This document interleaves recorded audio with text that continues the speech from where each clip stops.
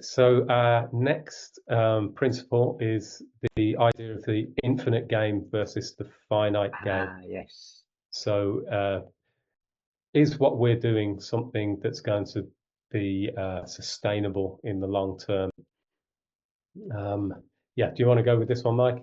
Yeah, I first came across this idea from the leadership and business talk there, Simon Sinek, and he wrote a book on it based on another author, I think Stephen Carr possibly, who came up with this principle in the 80s of game theory. And he talked about two different types of game, a finite game and an infinite game. Finite game is what we essentially know. Take a game of football for argument's sake. The time limit is set. We know how long it's going to take. We know the players on each side. We know the rules. And we know that there is an outcome at the end of the time limit. And that's either a win or a draw. Either side, one side either wins or loses, or it's a draw. If you've got penalties, competitions, the rules might be slightly different to enforce the winner at the end of the time. And we often take that approach to health. I remember one of my mates, he said he uses challenges each year to keep him going and to keep him fit. So it might be a marathon one year, it might be a triathlon the year after, etc. But there's often very little thought to what happens at the end of that.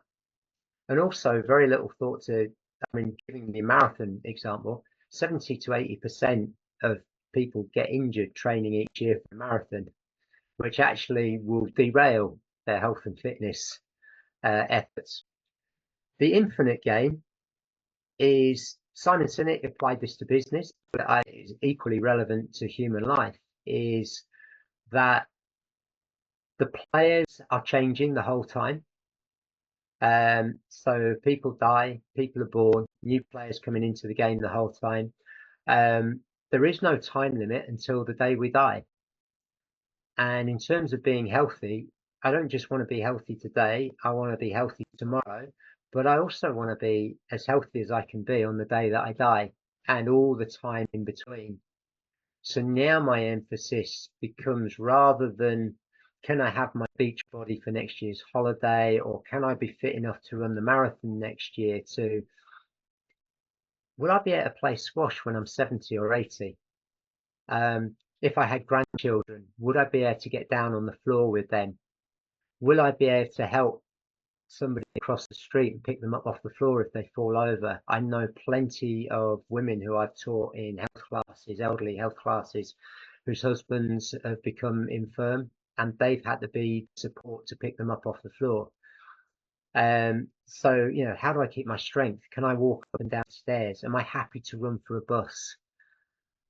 Not just now, but in 50 years' time, or however long I want to stay alive for.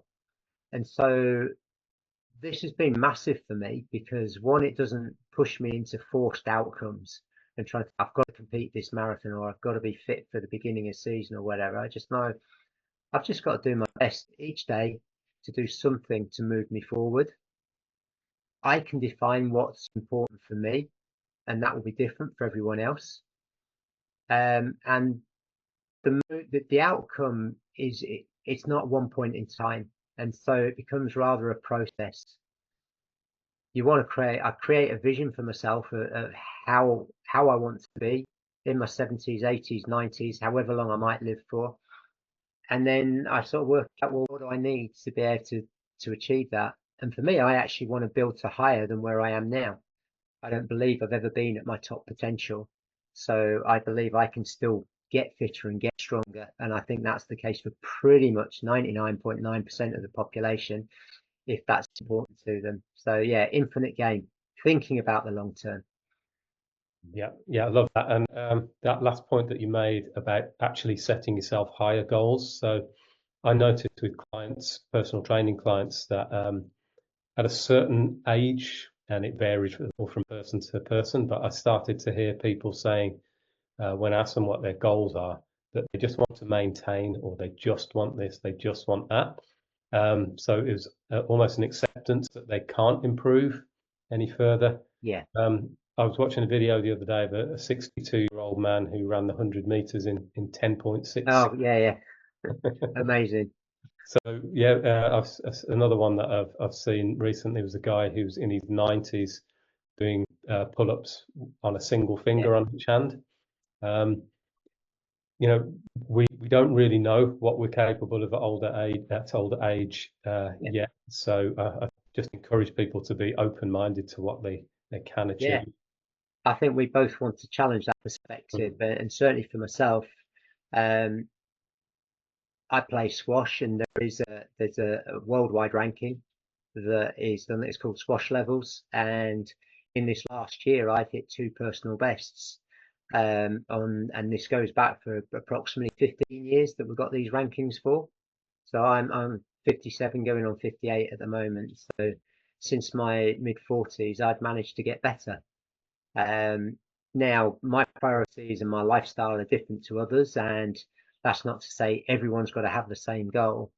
But I think retirement is a big dream, a big part of our cultural life. But I've lost quite a few friends either before they've got to retirement or in retirement, and they've not been able to do what they want to do.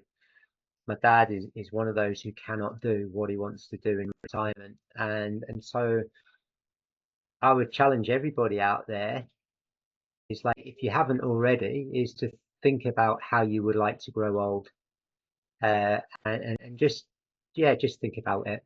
Just think about it.